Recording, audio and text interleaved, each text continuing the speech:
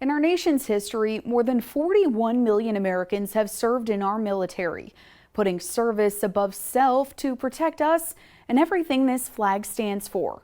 While they're revered as our real-life superheroes, what happens when it's our heroes that need some help? I spoke with a local soldier about how her own mental health crisis opened her eyes to the lack of resources available. And it's not just a problem on military bases, it's plaguing the entire country. Just really great expectations of myself and of the duty station. Didn't think anything about it when I first came here. And, you know, when I came here, I just started having different episodes. Tanisha Crisp is an officer at Fort Jackson. She joined the military 10 years ago with high hopes of serving her country, but then started experiencing episodes of panic attacks, sleeplessness, and inconsolable crying. I was that soldier, really, you always saw smiling, happy. Well, I was always good at everything. I was always at the top, you know, because that's how I became an officer. Crisp knew she had to do something. Knowing the episodes were the aftermath of 2 sexual assaults, one of which she says happened at Fort Jackson, she reported it and asked for help.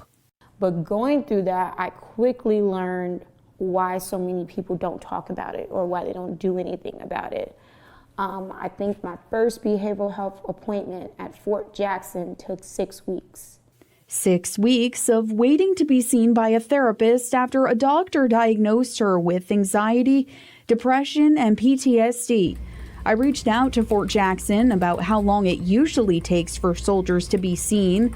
They say for non-emergent therapy visits, an active duty soldier will be seen within 17 business days. For Crisp, whether it was 4 weeks or 6, that was too long. Once I got to the therapist, it was so bad. It was to the point I could barely finish a sentence without crying.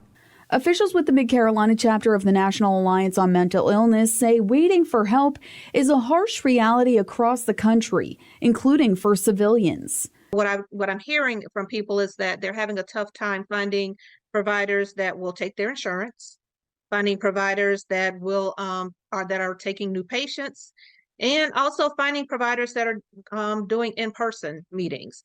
Crisp started outpatient treatment, and it was working well for her. That is, until she says duty called her back to work. Once she did, attending outpatient treatment wasn't an option anymore, but she says she could be treated at the base. And I didn't feel comfortable going to the behavioral health on the base because my chain of command would make comments like they almost knew what I was talking about in my therapy sessions.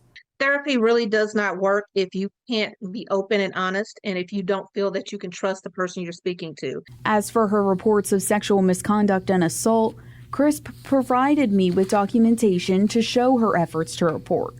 When I asked Fort Jackson about receiving the report from Crisp regarding sexual misconduct or assault on base, they said, quote, CID cannot deny or confirm the existence of any investigation, either by CID or by any other agency with which we would be working together, as doing so could jeopardize the integrity of any investigation. They declined my request for an interview. As for Tanisha Crisp, she's still battling for her own well-being every single day. She says she still faces threats and harassment for the report she's made, even filing protective orders. Since my interview, she tells me that the legal office at Fort Jackson wants to do more to help her. With the time she has remaining in the military, I asked what she hopes will come out of this. I want to smile. You know, I want to smile again. I want to sleep again. But I say you just have to keep fighting. You can't give up. Because if you give up, then what?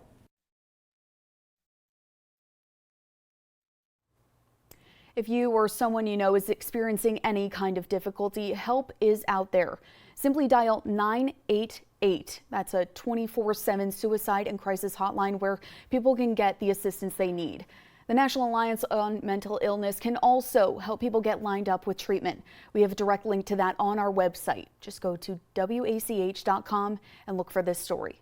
We'll be right back. To stay up to date with this story and more, make sure you subscribe to our WACH FOX YouTube page. Be sure to like, comment, subscribe, and click that notification bell so you never miss an update.